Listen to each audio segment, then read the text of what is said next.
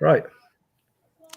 Welcome to another episode of Video Store Rejects. This is a podcast where we discuss directors' filmographies and our favorite film franchises.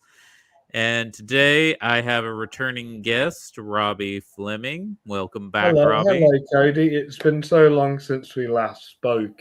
I've been happy to come on board and see you today, and thank you for letting me on to talk about this movie with you. This is one of my first time watches, and the question I wanted to ask was this your first time watch as well? Yes, I didn't introduce myself. My name is Cody. I am the host of the show. And yes, this is the first time I watched All the Money in the So World. me and you are on the same level here, then. We are almost done with Ridley Scott, Sir Ridley Scott's filmography, and today we are discussing his 2017 kidnap thriller based on a true story. And let's go ahead and talk about what is the most talked about thing about this movie. Ridley Scott. It's Christopher Plummer's performance and how he was hired at the last minute because of a certain actor's allegations. Yes, allegations came out against Kevin Spacey, sexual abuse, sexual harassment charges, and the movie was supposed to be coming out in the end of December. I believe the allegations came out in October. Yeah, Ridley it was Scott. it was it was after Baby Driver because Baby Driver came out early in the year. I do like Mhm. Baby Driver, but it's one of my least favorite Edgar Wright films. If that makes sense. Well, I mean, I don't know. I guess I mean they're all kind of pretty close on the same level to me. They're those all six films are pretty magnificent to me. Even I The love World's all. End. Yes, The World's End. Even The World's End is a very good movie.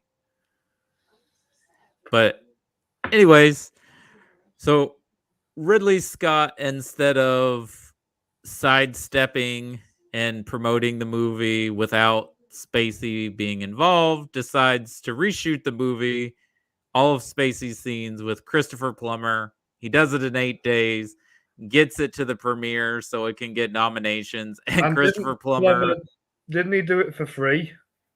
I don't know if Plummer did it for free, I heard a rumor that he did it for free. but he got a Golden Globe nomination for Best Supporting Actor, which they were very much campaigning to get Spacey a nomination before all this came out.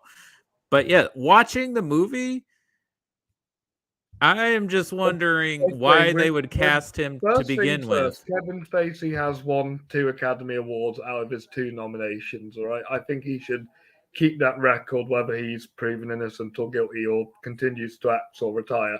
I think he should keep that kind of momentum. He shouldn't really pressure himself into being like nominated anymore, and obviously that's a whole other story.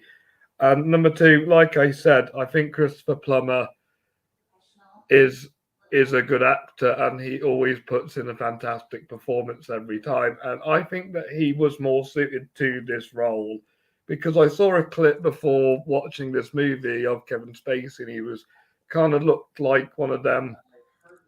Like when you get an actor who kind of looks the same and you just put him like Tom Hanks in Elvis, kind of. Yeah, he was, It looks a if bit you like that. remember, there were trailers released before. Yeah, with And Kevin Spacey's face on it. yeah, with, and It's he's like in being heavy part of his movie. He's in heavy prosthetic makeup because Kevin Spacey at the time was 58 years old and they're trying to make him look like an 80-year-old man. And so when all this came out, but watching the movie, I can't even see Kevin Spacey in this role. Like it seems No, like I it should can't. have been Christopher I can't. Plummer I from can't. the. I'm glad you agree with me here because it wouldn't suit him. Christopher Plummer suits the role to a T. Yeah, and he is probably the best part of this movie. I wish Definitely. I wish there were more scenes with him and Michelle Williams because, and I know it's based on a true story and it's based on a book, so maybe there just wasn't that much interaction between the two characters, but I really wish there were more interaction between them two so we could see acting going on, and because Mark Whalberg, I feel, is horribly miscast in this. Yeah, I was looking at a TV show called Trust because I like Harris Dickinson and I'm seeing Trailer Agnes over the weekend and I want to try and explore more things that he's in. You'll find out why during the Flemings when we film in December. But Trust has Brendan Fraser in Mark Wahlberg's role, and I think he actually is obviously the better casted role. I haven't seen it. I know that's Danny Boyle produced and directed some of the episodes Yeah. of that series. It's Donald Sutherland and Hilary Ah, Swank as do well. you want to hear the other nominees for the Golden Globe that year? Plummer was nominated. Sure. We have Sam Rockwell in Three Mm-hmm. Billboards Outside Ebbings, Missouri. He was the winner. But we also have Willem Dafoe for the Project, Mm-hmm. Richard Jenkins in Shape of Water, and another infamous actor, Armie Hammer, for Call Me By Your Name. To be fair, I think he was well suited for that role. I mean, those are all good performances. They are And all fantastic. And I think if I had to replace one of them, it would be Armie Hammer. I would have put Woody Harrelson down for Three Billboards too. yeah, Woody was really good in that. And Sam went on to win the Oscar that year. Yes. Well deserved as well. I love Sam I, Rockwell. I don't think Plummer got an Oscar nomination, did he? Did he get an Yeah, he Oscar? did. Yeah, he did. I'll find the Oscar. Okay, he did get an Oscar nomination for this. We'll dive into some of the director and actress nominees in a bit. Yeah, we'll just. Oh, and he was also nominated for the BAFTA. Do you mind if I'm be fair and read out the BAFTA nominations before the Oscar nominations? Sure. What were the BAFTA for the best supporting actor? Here we are. We have got Sam Rockwell Mm-hmm. for Billboards, Willem Dafoe for Project, Mm-hmm. Woody Harrelson for Three Billboards, and one of my guilty pleasure performances of that year, Hugh Grant for Paddington 2. Oh, because that was technically a UK release in 2017. I think Or we didn't it got it. qualify for the Globes or the Oscars because that would be in place of Army? Yeah, totally would replace Armie Hammer with Hugh Grant from Paddington 2. He is phenomenal in that movie. That's his best performance I've seen him in. But I think it was released in January of 2018, not considered for award consideration for Is that 2017. why Life is Beautiful was nominated the year after it was released in Italy? And same with City of God and Old Boy and all our favourite international movies that have never won Oscars. Probably so, but I don't even think Old Boy got an Oscar nomination. I could be wrong, but I don't remember it No, getting a. I don't think it's one of the greatest films ever to be nominated.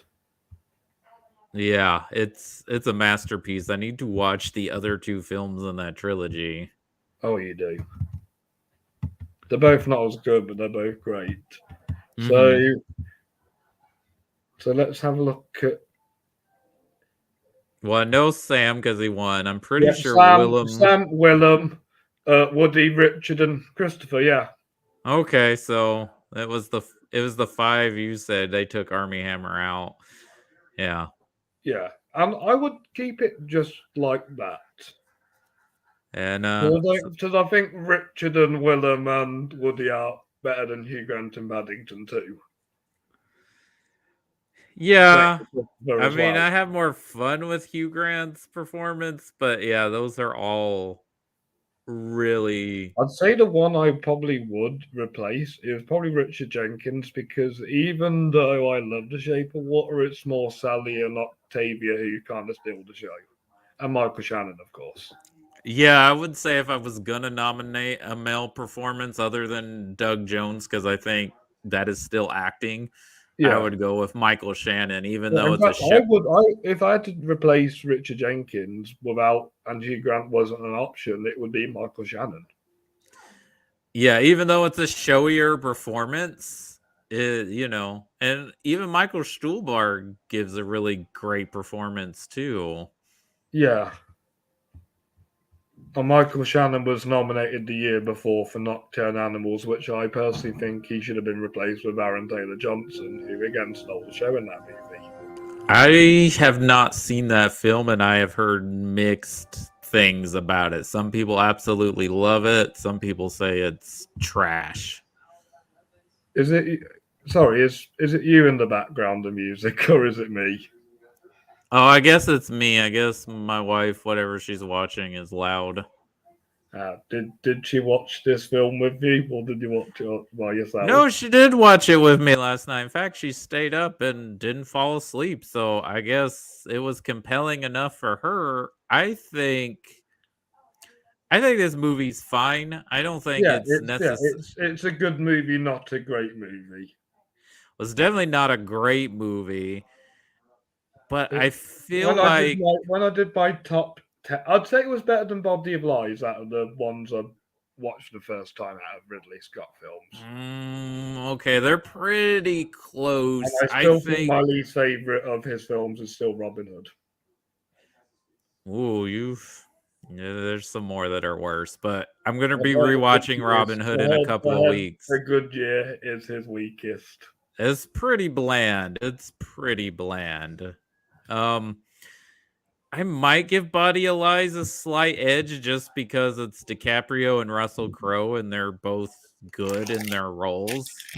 I don't dislike Mark Whalberg. He does shine better as a dramatic actor than a comedic actor, in my opinion. I prefer him more in dramatic roles. Yeah, but this is just not the right role for him at all. And that's part of the issue with me for this movie is because it's a majority him and Michelle Williams, and she's great, but who would you have recasted? Would you have like Russell Crowe or Brad Pitt? Probably not Russell Crowe, even though he kind of already did this role a long time ago. I mean, probably, but you could go with somebody younger since it's Michelle Williams. I don't know how old the character he's playing supposed to be. Maybe Adam Driver would be good. Yeah, I could see Adam Driver. Or Jake Gyllenhaal. Yeah, he'd be brilliant. There's a lot of guys that would be a little more interesting in this role or do something. Well, I know Mark has some controversies, but he's not been recast. No. Yeah. I mean, he's more redeemed himself compared to Spacey. Spacey hasn't redeemed himself yet. I didn't know Mark Whalberg had any things against him. When he was it was more when he was younger. I think he's grown up a lot now. Well, I mean, he was kind of annoying and liked to drop his pants and show his underwear, but I don't know of any like sexual allegations against him. No, it was more racism. Oh, yeah. Yeah, but he's grown up. He's grown up. Plus, one of my favorite Mark Whalberg films is about equality. John Singleton's Four Brothers. Yeah, that's actually now that is more suited for him, that kind of role, and it's a fun modern retelling. There's an incredible shootout in the middle of the film.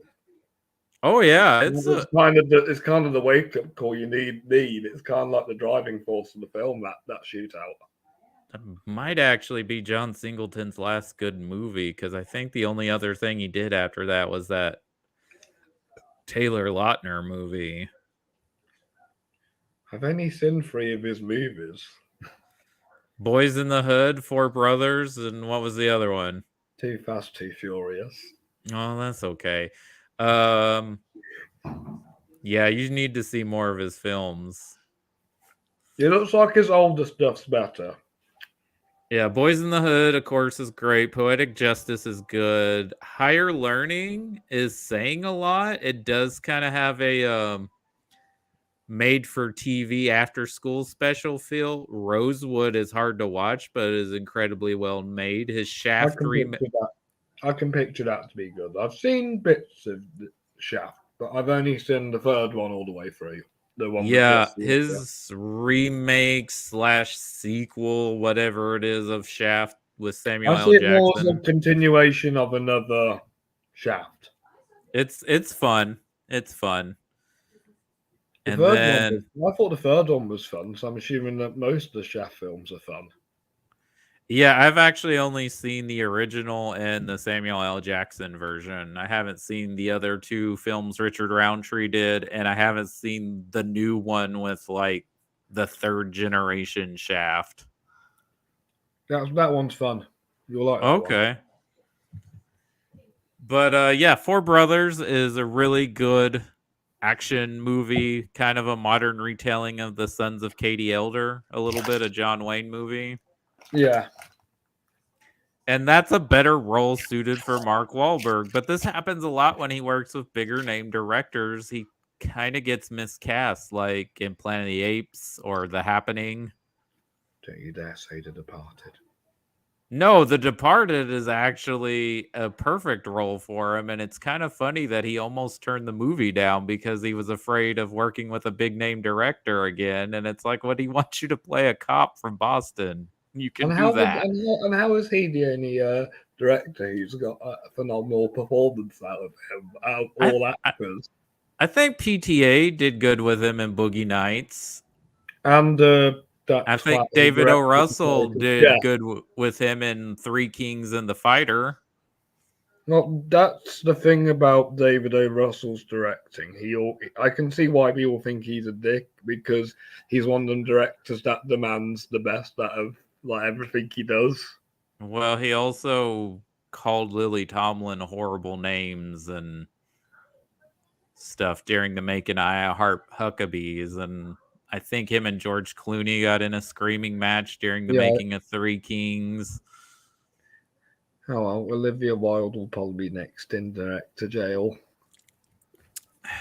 Yeah, and I wonder because I don't know all the details, and like if she was really abusive and terrible, she should be accounted for her actions. But I wonder if part of this whole thing against Olivia Wilde is because she's a woman. Because how many man directors have done this and nothing has been said or done about it?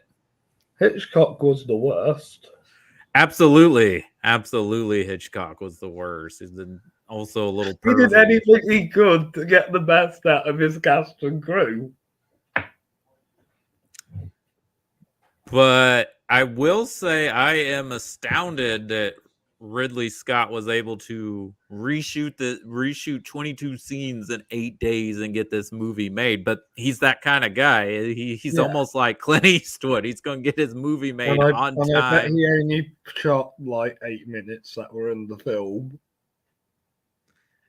So I guess I got to give him. One day a minute. It was 1 minute a day they had to film. I got to give him props for that. But yeah, when we get away from Christopher Plummer, this movie is very kind of bland and by the numbers for me. It's shot beautifully. It is shot beautifully. It's got well, a really of course, artistic style to it. that is the one through line. And sorry, Cody, but it's better than Alien Covenant. It is not better than Alien Covenant. I'm sorry. I have to disagree with you. Alien Covenant at least has some interesting performances and is swinging for the fences. Alien Covenant. This is it's just this is not interesting as much. Like the most interesting stuff is Christopher Plummer, and there's just not enough of him in this movie. Because Michelle Williams is really good actress. I don't get why she couldn't make her character more interesting. She's trying, but man, she's got to act opposite Mark Whalberg, so she's doing all the acting. Now that explains Tom Hardy's performance in the Venom movies. I'm not a fan of those. I'm sorry. I know people love those movies. I only like the first one. The second. Oh, here we are. Right. So Michelle was nominated for the Golden Globe Award for Best Actress, and Frances McDormand obviously won, but the other nominees were Jessica Chastain, Sally Hawkins, and Meryl Streep. Jessica for Molly's Game, Sally for Okay. Shape of Water, and Meryl for The Post. Yeah, all good performances. Yeah, all great performances. And I hate to say this, but my top three performances are Frances, Jessica, and Sally. Yeah, I mean, Meryl's doing Meryl. You know, Meryl's doing Meryl and when Michelle's is doing Meryl not Michelle. going to be great? I mean, that's just like she's not going to phone it in. But I mean, come on, like we got to give somebody else a Yeah, chance. she was amazing in Don't Look Up. I mean, yeah, she's never going to phone it in. Yeah. But here's the other controversial thing about this movie. When they did these reshoots, Mark Whalberg was paid $1.5 million and Michelle Williams was paid $1,000 Bloody hell, she has paid $1,000 and he was for paid 8 days of work. And the crew did it for free, didn't they? Did they? It didn't mention. I couldn't find anything, but yeah. Wow. Okay, the crew did Again, it. Ridley wasn't going to stand a chance for Best Director at the Globes. No way. Del Toro, The Shape of Water, Martin McDonagh for Three Billboards, Nolan for Dunkirk, and Spielberg for The Post. What was the fifth nominee? I heard 4. Ridley. Oh, he got nominated? Yep. Wow. They were just trying to prop that up. But I mean, I guess kudos, for what he did, but no, like I think the Academy did a better job of the 5 directors. Let's look at the Best Director winners. Because Martin McDonagh didn't get nominated. I know that was a big surprise. I think people Right. thought it was going to be him instead of Paul Thomas Anderson for Right. Phantom Thread, but Phantom Thread was Thread was nominated along with Greta Gerwig for Lady Bird. Obviously, Nolan was nominated for Dunkirk and Jordan Peele for Get Out. So only 2 of the same directors were Shape of Water and Dunkirk. And I'm going to have to say I'm glad Spielberg wasn't nominated, because it would have been nominated him because of the name, not the talent. Yeah, even though I think The Post is an incredibly well-made movie. Yeah, but it's not one of Spielberg's best. Bridge of Spies is more interesting. Yeah, what do you think of... So there's a theory that he did a 9/11 trilogy with War of the Worlds, Munich, and Terminal, War of the Worlds, and Munich. Like, they're all commentaries on 9/11. What do you think of Lincoln, Bridge of Spies, and The Post being a trilogy on First Amendment rights? I'd say Lincoln's the better film out of the 3 of them. Yeah, but about constitutional rights, all 3 of those films. Yeah,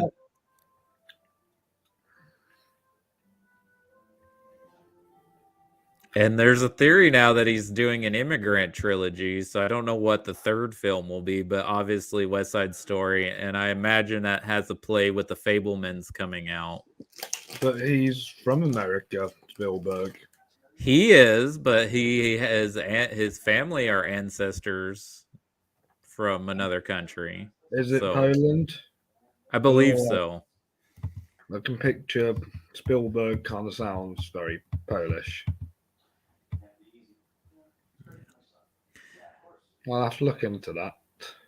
But yeah, there's not a lot I can say about this movie other than Christopher Plummer is great. He should have been in the role to begin with, and hats off for 88 years old, getting all his lines and everything in 8 days. It just shows how incredibly... Becoming the oldest nominee. Yes, actually, I think he's the oldest winner when he won for The Beginners. I need to see that one. I haven't seen that either, which is funny because the actor playing his head lawyer, Timothy Hutton, is the youngest actor to ever win Best Supporting Actor, because he was either 20 or 21 when he won for Ordinary People. He's not a big name actor compared to Mark Whalberg and Christopher Plummer. He's won an Oscar. I don't get how. Like, I know who Gary Oldman, Frances McDormand, Alison Janney, and Sam Rockwell are, and they're all Oscar winners. I know who Eddie Redmayne is, but how do we not know who Timothy Hutton is? He's saying that Troy Kotsur is not going to be be never heard of again. I'm pretty sure he'll get like big and famous now. Same with Ariana DeBose and who's the other? Daniel Kaluuya is a rising star. I think how do you know Hutton. who Timothy Hutton is? I think he doesn't work as much as he used to. I think probably some of his career choices. And there was just a lot of other actors in his age range in that early 80s that kind of just popped more than him. Oh, it's Ukrainian, I think. Oh, is that where Spielberg's family's from? Yes, they're from Ukraine. Okay. Well, there you go. He's part Ukrainian. There you go. But yeah, I think that's the most interesting stuff is the Christopher Plummer stuff, and the kidnapping stuff is fine. It's okay. It's just kind of run by the numbers. And this is the issue I guess people have with where to place Ridley Scott. Is he an auteur? Is he just a director for hire? He's kind of a little bit of both. But He is a little bit of both. He's exactly a little bit of both. What you pointed out. We can talk about an actor from two of my favourite shows are in here, Cody. Okay. Broadchurch and The Crown, and it's Andrew Buchan. Okay. He was in Broadchurch. That's why I first saw him. He was the dad of the murder victim. Mm-hmm. And in The Crown, he plays Camilla's husband. Oh, okay. Do you watch The Crown, Cody? We're a season behind. We just watched season 3 a couple of months ago. We haven't watched season 4 yet. How phenomenal is Emerald Fennell's Camilla? Well, she was great. And I can't wait to see what her next movie is. Yes, I'm looking forward. I hope it's another high because her first movie was phenomenal. Yes, it was. It should have won Best Picture. Good. I'm just hope. Good. Yes, it should have won. What won Best Picture that year again? Was it Nomadland? That's it. Because it came out last year for me. I know it came out in 2020 for you. It's kind of like a transitional film, like Belfast has been. Because I didn't see Belfast till February because it didn't come out till February. That's very weird that you got Belfast later than we did. I know, that's what I was saying. Because I don't know whether Living is coming out for you guys this year or next year. The what? Living, Bill Nye's recent film. I don't know that one, so probably next year. It's a remake of Akira. Oh, that's right. Yeah, that's right. The remake of the Kurosawa. Oh, that's a big shoe to fill. So I need to watch that before I watch this film. Yes, it's a beautiful movie. I've heard. I can picture that to be the old Manchester by the Sea. It's not quite as gut-wrenching as Manchester, but it says it's coming out December 23rd. Yes. So you're getting it a bit later. So it will come out, but I have not heard it in consideration. He would be a good alternative choice for Christopher Plummer's character, Bill Nye. Yeah, he would be. If Plummer was unavailable, I would have said, yeah, let's have Bill Nye. Again, he would be. How old is Bill Nighy? I think he's older than Spacey. Yeah, he is. Yeah, born in 49, so he's 10 years older than Spacey. So he would have been 68 at the time. So it would have made more sense. And also Daniel Pemberton did the score for this, and his career's just kind of been going at the top. I know him as the composer of the British sitcom Peep Show, and now he's making Hollywood movies. It's just unreal. It's how it works sometimes. See how is it that two people who have worked on Peep Show are now, one's an Oscar winner, Olivia Colman, and one's now an Oscar nominee for Daniel Pemberton? Yeah, I think Olivia Colman's going to become the new Meryl Streep, where she gets nominated almost every time she makes a movie. Yeah, I think it's heading in that direction. Though she might miss out this year because the reception for Empire of Light's been kind of mixed. It looks phenomenal, but it looks a bit like Belfast, where it's more about the performances and how it's made compared to. I can tell it's something more of a performance-driven movie, Well, that and makes just Sam sense. Mendes showing off. Sam Mendes comes from a theatrical background, so that makes sense that his movie would be more performance driven.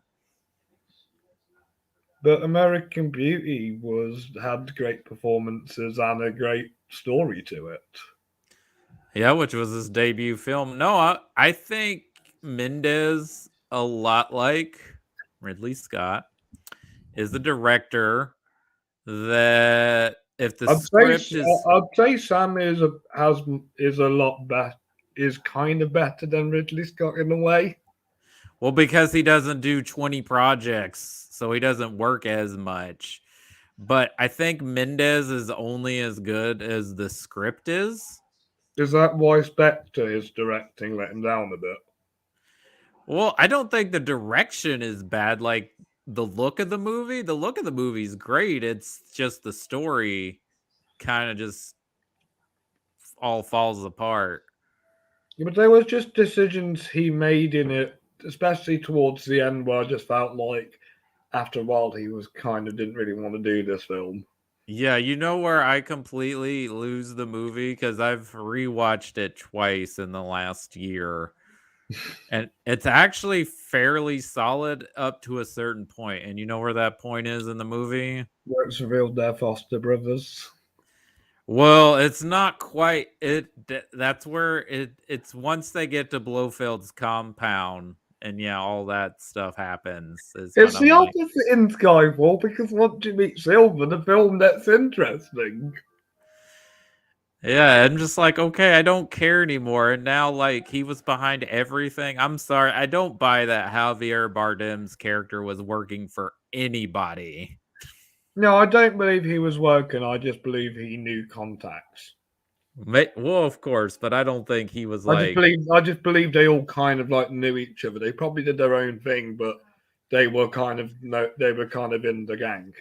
well, I get that, like the guys from Casino Royale, Mads Mikkelsen's character and Quantum of Solace, that guy, I can buy they were in the organization.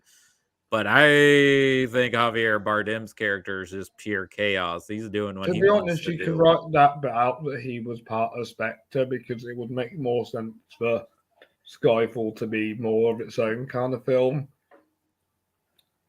Yeah. Yeah.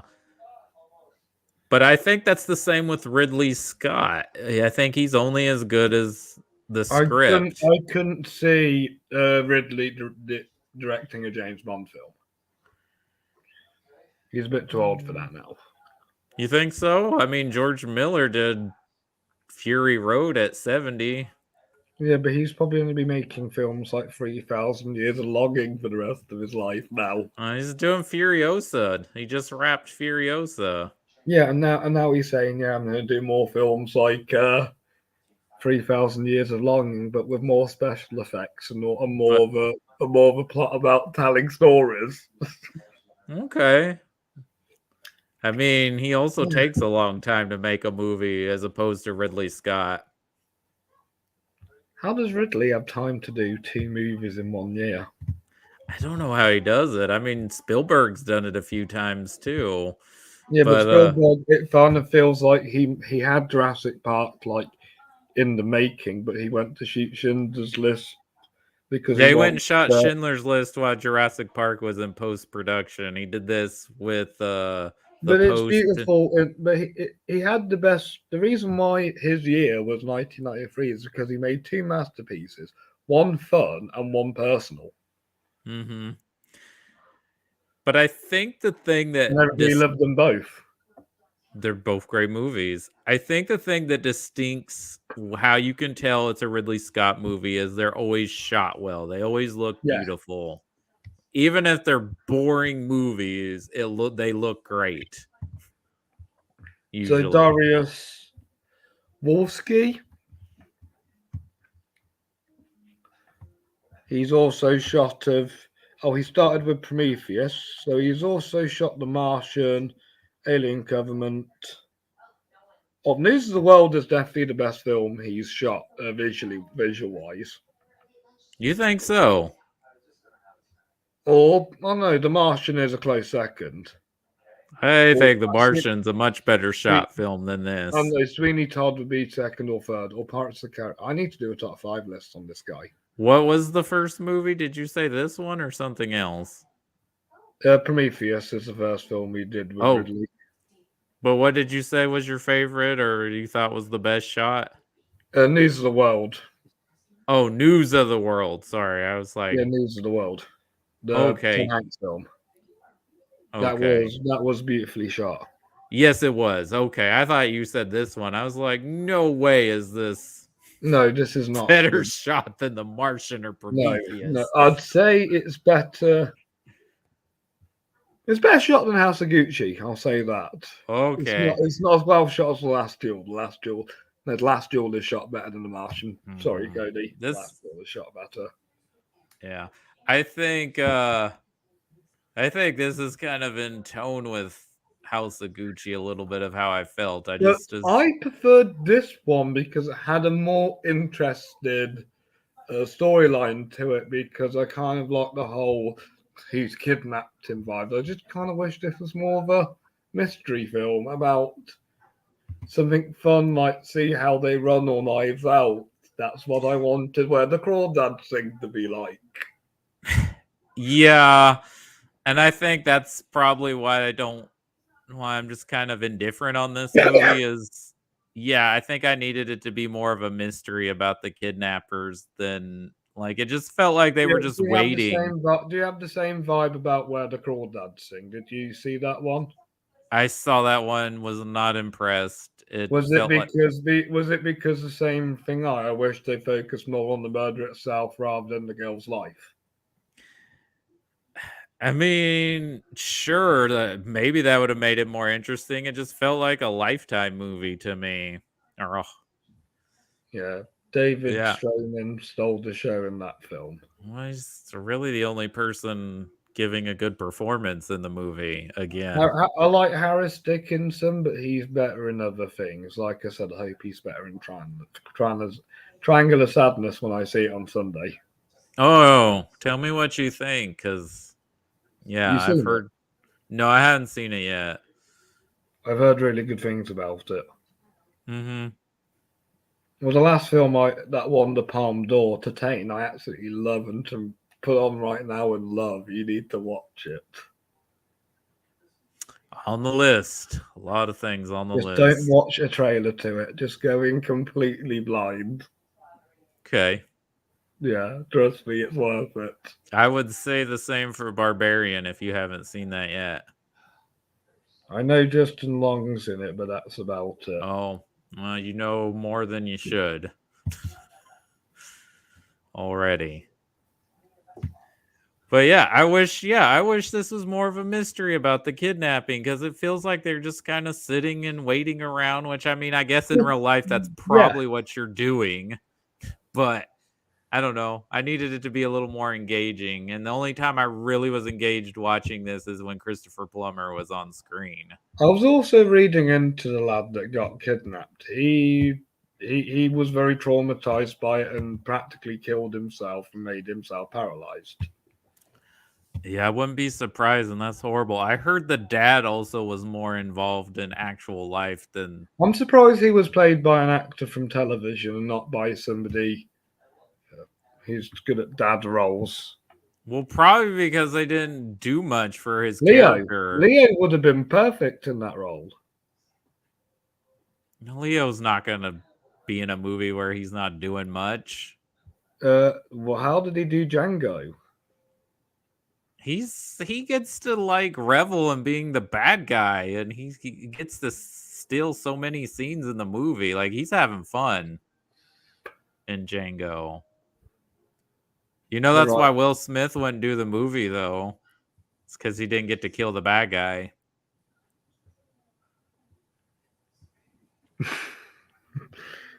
I bet that's why Christopher Waltz accepted it. Mm-hmm. He's great in it. Oh, he's phenomenal.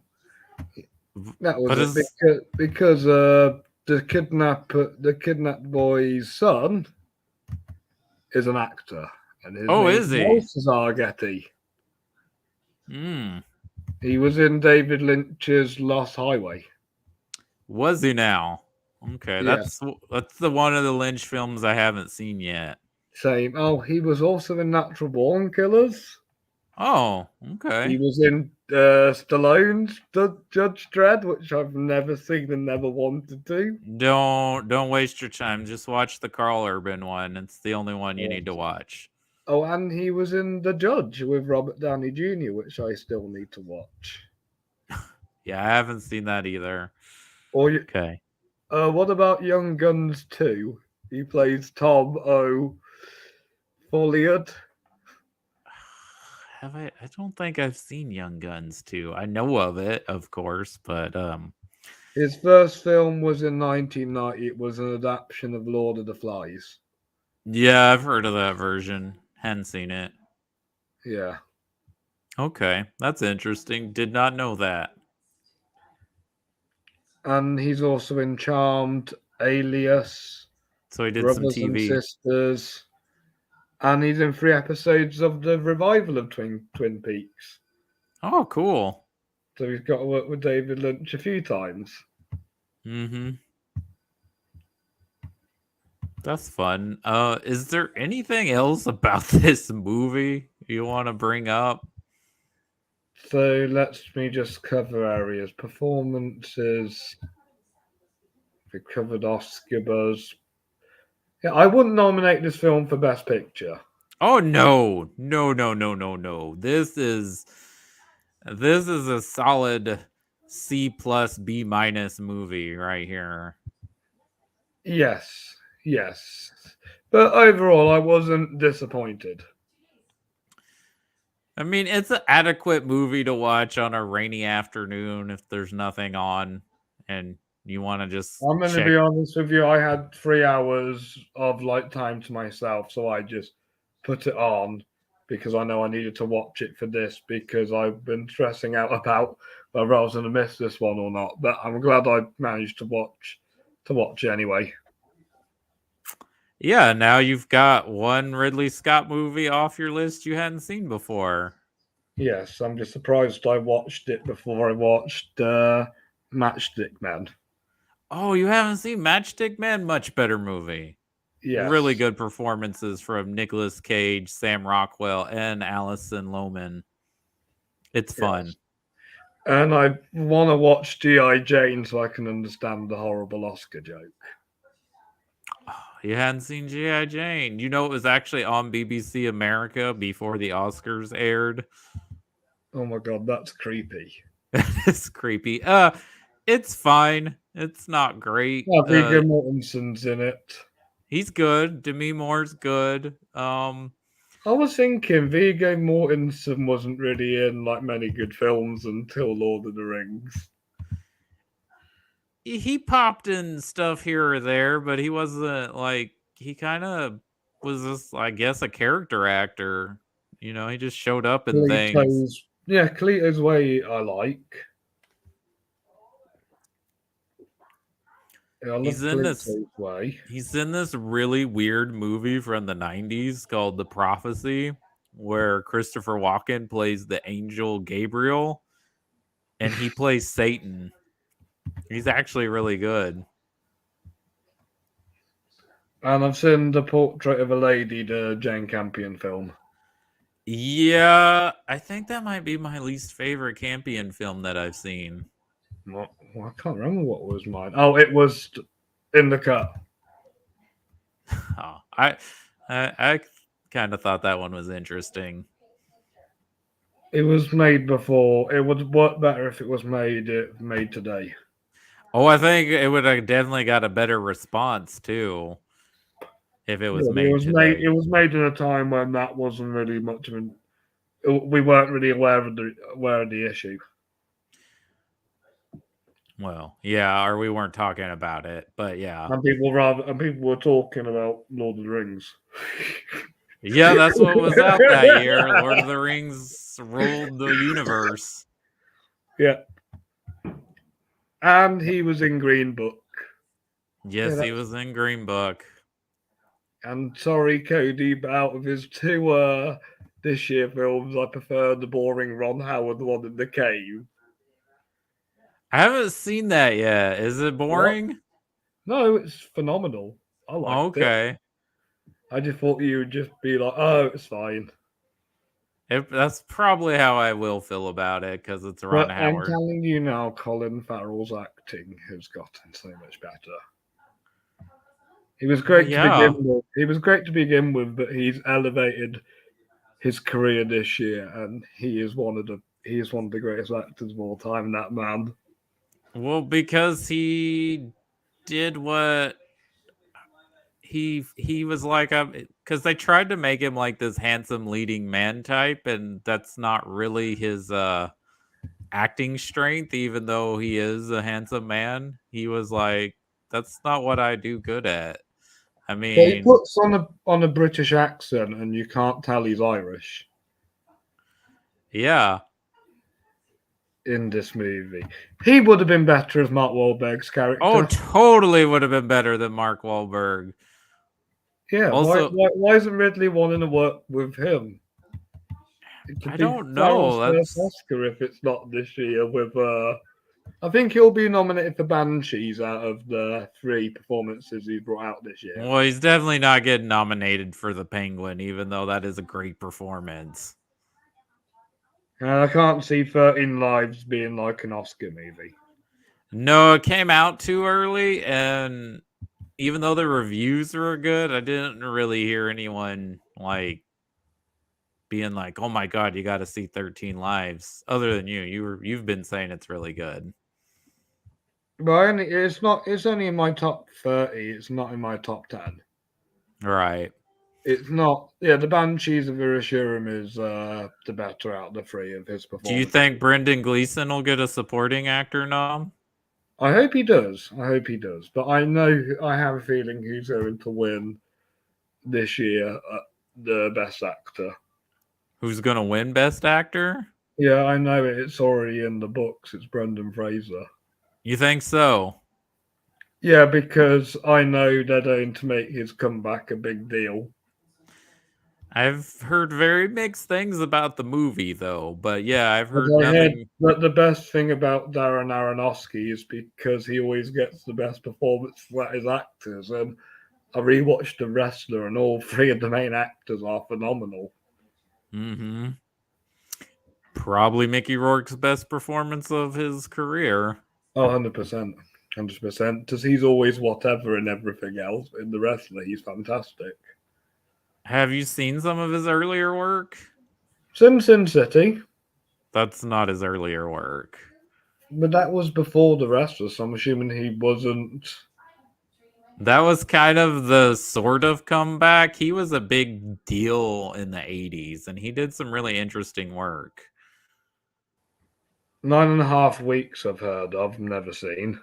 Yeah, I haven't seen that one, but like he did some really interesting stuff in the 80s. And if you look at what he Oh, looked gosh, like in gosh, the gosh. if He you kind look at of, he kind what of he looks a bit like Mark Ruffalo. yeah, he looks like a whole different human being. This is before he got all the surgery. Yeah, and he tried to be an amateur boxer for a while too, so he probably had a lot of face injuries. Yeah. Oh, he's been married twice and Mm-hmm. he doesn't have children. Mm-mm.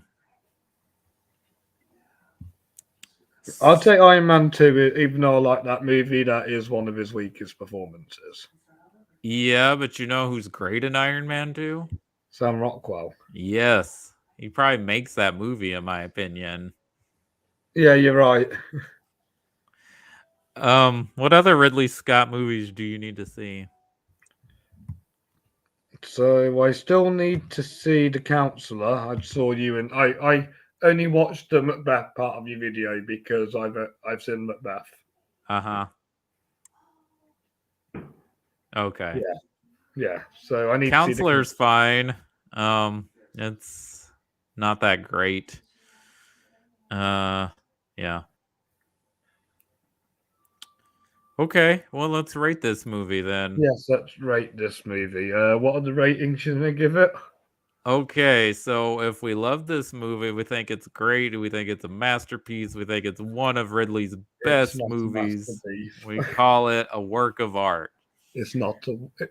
It's not. But it's not in that way. It's not a work of Okay, art in that way. so the next one would be, because he's got an art background in commercials and stuff. If the movie is made well, it's entertaining, it does its job, you enjoyed it, we'd say it's constructually sound. There's the deep dive rating. That's for, it's a little more obscure or for cinephiles and geeks only. Then if you think it's a little mediocre, doesn't quite hit up to snuff, but it's competently made, then it's a nice pat on the back. Good effort, Ridley. And then if it's terrible, it's horrible, it's a garbage fire of a movie, then it's just, you just put it on Ridley's mommy's fridge. It's definitely not his worst. It's in the middle of the competent one and the film geek one. Okay, so you're gonna say it's either constructurally sound or a deep dive. Why would you No, say it's a it's deep? more of a deep dive, or what was the fourth one? Good effort. Yeah, good effort. Yeah. You know, I'm gonna give it to a deep dive. Yeah, Okay. I'll say a deep dive. Why do you think it's a deep dive? So I can picture that there are some god hardcore Ridley Scott fans who probably have this in their top 10. You think so? You think there's someone like, all the money in the world is one of the best movies he's ever did? Yeah.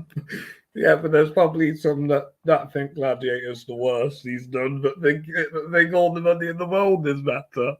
Those people are insane. They're entitled to their opinion.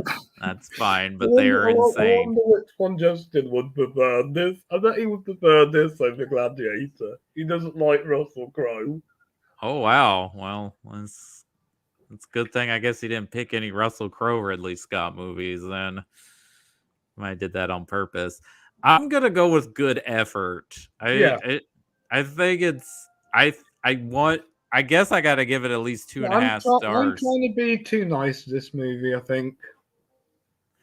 I'm not trying to be mean or poop on it. I just didn't get much out of it other than Christopher Plummer. Yeah.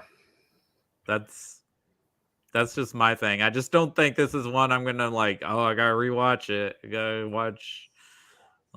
There's a lot of other Ridley Scott movies I'd rather watch than this one. So that's how I feel. But I can name 100 films worse. But I can name 100 films better. There you go. 100 films worse? You watched a lot of bad movies, then. I don't know if I could come up with 100 bad movies. Do you only have 10? I don't know. I try not to, poop on things, and say these things are terrible. And also, I try not to waste my time with things I know that I'm not going to enjoy unless I've... Don't you think you'll enjoy Spiderhead? I might. I don't know. I'll probably give that one a watch. What about Blonde? Because I hated it and just didn't mind it. Okay. I mean, that one I'm curious. I've heard mixed things on that one too. I can picture you'll have the same opinion on the French Dispatch when I loved it and Justin hated it. You said I'm kind of in the middle. Yeah, I didn't dislike. I enjoyed the French Dispatch. It's just not my favorite of the Wes Anderson films. And no, it's definitely not. The Timothy Chalamet one, I didn't really care for that segment of the movie. No, that's my least favorite segment of the movie. I think we discussed this when we spoke about it. Mm-hmm. But thank you for agreeing to come on and watch this movie. I know it was It's a little okay. It bit. wasn't torture. That's good. I'm glad it wasn't torturous for you. I Yeah, don't think it I'm was gonna give this torturous. one a 3.5 out of 5 with my Oh, rating. no, that's a generous rating. I would say 2.5 for me. No, because 2.5 feels more like, okay, this is actually starting to get bad. Really? So do you do 1 star? Because I feel like 2.5 is like, Well, it's yeah, okay. I've given Attack of the Clones a 1 star. Oh, okay. Hate Attack of the Clones. Yeah, I hate that movie too. Oh, I don't hate it. I just yeah, I don't hate it. And I It's not hate the Justice League. the Justice League. The Justice League is I don't like either version. You don't want the Snyder cut? No, I don't like the Snyder cut. It's okay. Didn't need I to didn't be really, for I didn't really count it as a movie this year. Let's just put it that way. I counted it more as a TV special because it was broken into parts or because it's over 4 hours long. because it wasn't to the cinematic version already came out. It was more of a director's cut. It is a director's cut. It was basically okay. Here's the movie Zack Snyder would have made had he not gotten fired.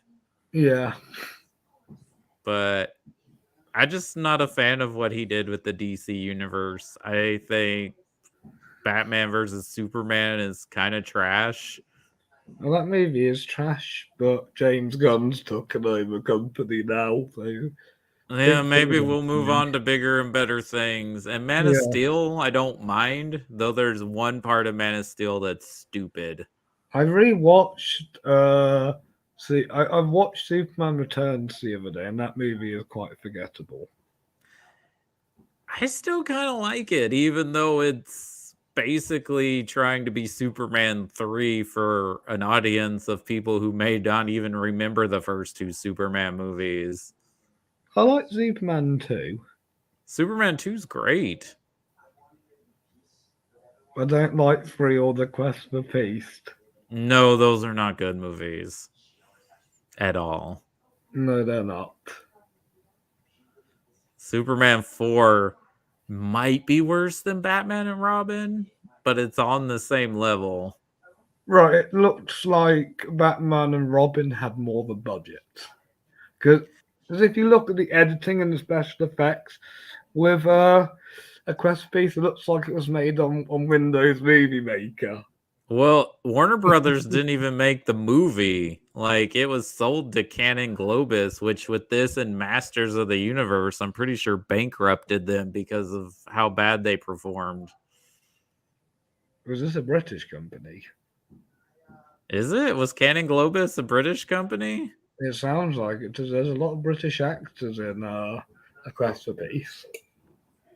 Hmm. I don't know. There's a whole documentary on them. They mostly were famous for making cheesy action movies starring Chuck Norris and Charles Bronson.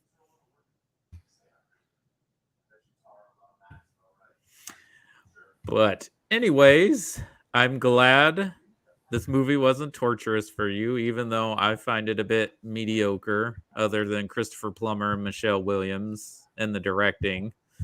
And the cinematography. Yeah. So, and thanks for agreeing to watch it. Partly Yeah. because, like me, you hadn't seen it before. So now we've Yeah. seen this movie that I guess Don't have to love it, don't have to hate it. a quarter of it was shot in 8 days. So, Yes. but yeah, And that's thank you for one. having me on. I'm assuming the next movie we're going to be talking about is A Beautiful Mind, unless I come on any earlier. Trying to think. This is the last of the Ridley Scotts.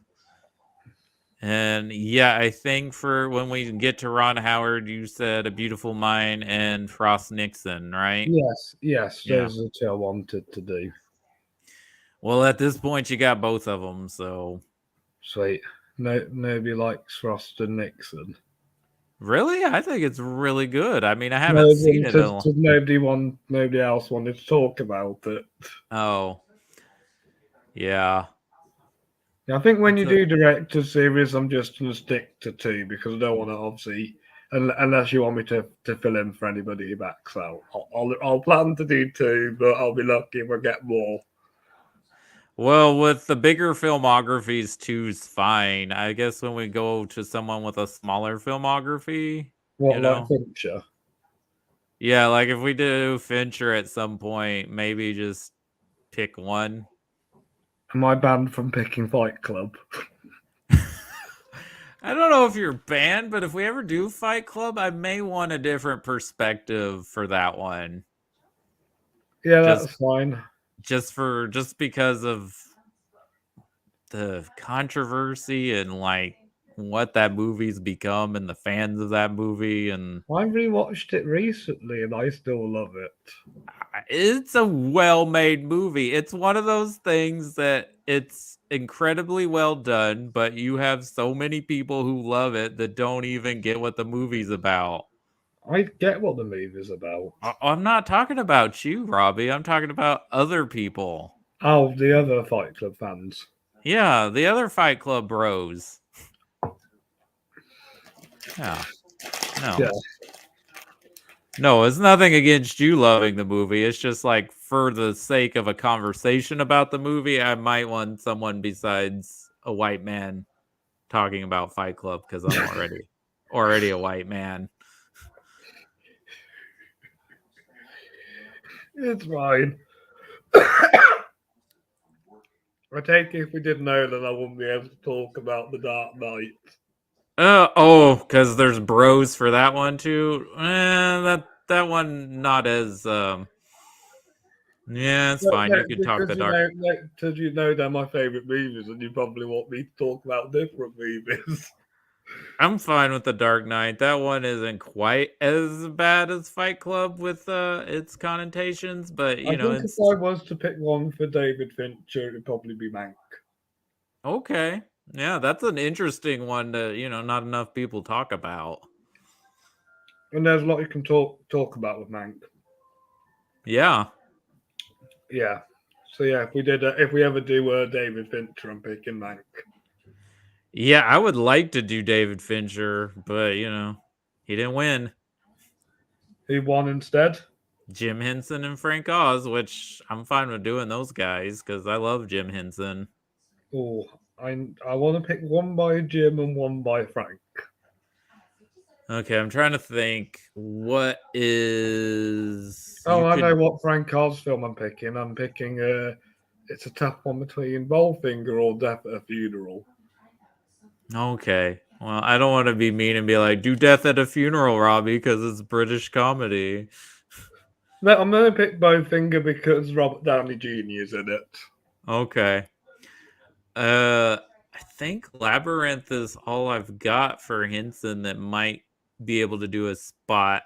You could do the Muppet movie that's technically not directed by either, but we're including it because it's very much their creation. Are you including his son's films as well? We're not going to do the post Jim Henson death Muppet movies, just the first three. You're not talking about the Happy Time Murders.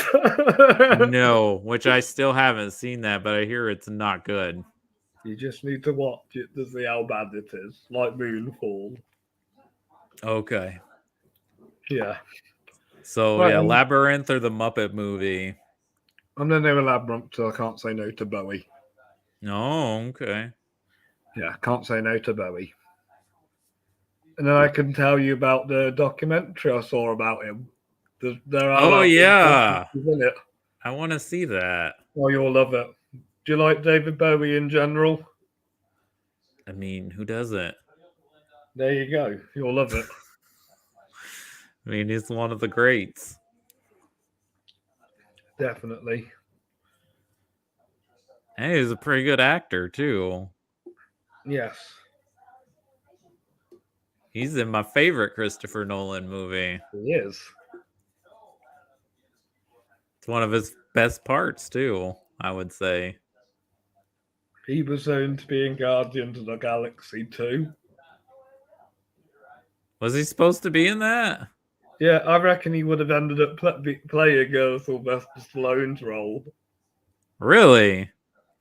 Yeah, yeah. I James could Gunn was going to ask him to do it before he died. not the Kurt Russell role? No, no, it was the Sylvester Stallone role. Okay, that's like way two different types of energy. But I don't think okay. Bowie would have pulled it off better. Maybe. I like Sylvester Stallone. He's not a great actor, but he's good at certain things. I didn't mind him in Samaritan this year. Oh, I heard that wasn't good. I enjoyed it for what it was. But he's good at directing too. He's a pretty decent director. He directed my favorite Rocky film, Rocky 3. That's your favorite out of all the Rockies? Yes. Okay. Interesting. I'm looking forward to Creed 3.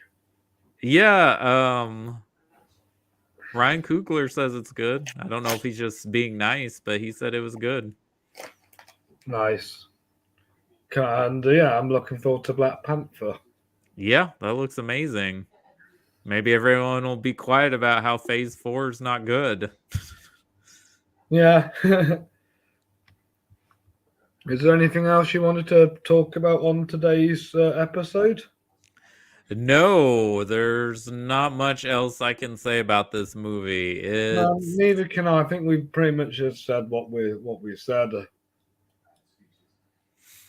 There's two good performances. Two good performances. Mark Whalberg's okay. It's in the better Mark Whalberg category of films. It's no Boogie Nights or The Fighter or The Departed, but he's okay. It's not The Happening. Okay. Not The Happening, not Me Time, not Ted. Okay. You don't like Ted. Gotcha. I like Ted 1, I don't like Ted 2. All right. You want to plug your show or anything you got coming up? Yes, the Fleming Film Talk is coming back. I think we're doing an episode tomorrow on our top 5 favourite war films.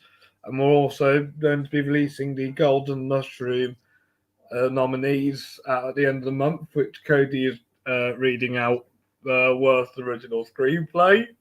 Yeah, I gotta record. Yes, he hosted the first Golden Mushrooms Awards ceremony last year with me, so it's Justin's turn now.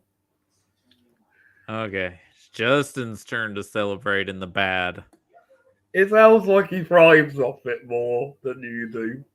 Yeah, as I said, I don't really like talking about that. I don't like that he thrives off it. I don't like dissing movies. Like if I dislike something, I just dislike it. I don't want to like trash somebody's hard work. Even though you want to be a critic. Is that critics' jobs to relish? I mean, some do, but that's not my goal. Like if I dislike something, I'll give you my opinion of why I dislike it. But I'm not going to relish in saying, oh, this movie was horrible. It's so bad. Let me come up with some cool puns to tag you why No, I just tell them straight. It's bad directing, bad acting, bad this, bad that. Yeah, and then that's the end of it. I don't want to talk about it anymore. And I don't want to make a list of my worst movies. Like, because I don't want to I don't want to relive it. 2, I don't like talking down about somebody's work. You don't want to talk about why Pinocchio is Julie's favorite film of the year, then? No, no. Or why Morbius is the worst Marvel film of the year. Yeah, I think the work speaks for itself. Though I know there are people that enjoy Morbius. I haven't met anyone that enjoyed Zemeckis' Pinocchio, though. One of the guys I've added into the group, Josh Hickey, he actually gave a nice review about it. Okay. Yeah. But no, Yeah. I don't want to talk about why I didn't like those movies other than I just didn't care for them. Not my cup of tea. But you like The Godfather, right? But yeah. That's good. Yeah, The Godfather's a masterpiece, as is The Godfather 2. Godfather 3, You know what film isn't a masterpiece? what? All the money in the world. Nope, not a masterpiece at all. I Like just I thought could of a good. I just thought of a good line. We could like end the show on. You know, it's not a masterpiece. All the money in the world. well then let's end it there. Yeah. Thanks again for coming on. Thanks again Yes. for Thank you agreeing so to much. watch. Follow me on Facebook, Twitter, Instagram, and Letterboxd. Yeah, thank you for agreeing to watch this It's and okay. not Call me being anytime. I'm always happy to chat. mad that you agreed to watch it at me. Why are they mad at you? You're not part of the film crew. No, but you agreed to watch the movie and talk about it with me. So It's not the worst thing that could happen in the world. that's true. That's a good perspective. And enjoy the rest of your weekend. And anyone Yes. watching, enjoy your weekend. And Yes. let us know what movies you're going to watch. Let me guess. The next two films you're going to be talking about are Gucci and The Last Duel. Those are coming. I still have to record my Robin Hood episode and Exodus Gods and Kings, which is going to be probably brutal. What made you choose to do this before Exorcist and Robin Hood? Availability of guests. Oh yeah. That's why. Yeah. Because I got sick and had to reschedule things, I kind of fell behind on doing these in order. So now I'm just trying to wrap up this series so it's not So in a then we can talk about Ron, Frank, and Jim. Yeah, so we can start Ron and Jim in the new year, which we're gonna dip our toes with Ron Howard in a couple of weeks when we talk Willow. And I need to rewatch that, and I need to watch that. Because the new TV show's coming out. Nice. And yeah, on our side show, we just did Dragon Slayer Never Ending Story. And I've been meaning to come on to your side show. Yeah, we usually do it in the evening, so I guess that's the issue because it's usually Yeah. late for you. Yeah, I gathered. So, I mean, I guess if you're up to staying up late one night, let us know. I will. And we'll find a movie. But I guess we're dipping our toes in Jim Henson again, too, because we'll be talking The Labyrinth and Princess Bride next week for Fantasy Month. So you'll get to talk about Labyrinth twice. Yeah, we did the Dark Crystal. We're going to do the Dark Crystal twice, and we're going to do the Labyrinth twice, I guess. Nice. Which is fine by me. Awesome. All right. Thank you again. Always a pleasure. Have a great evening. You too, mate.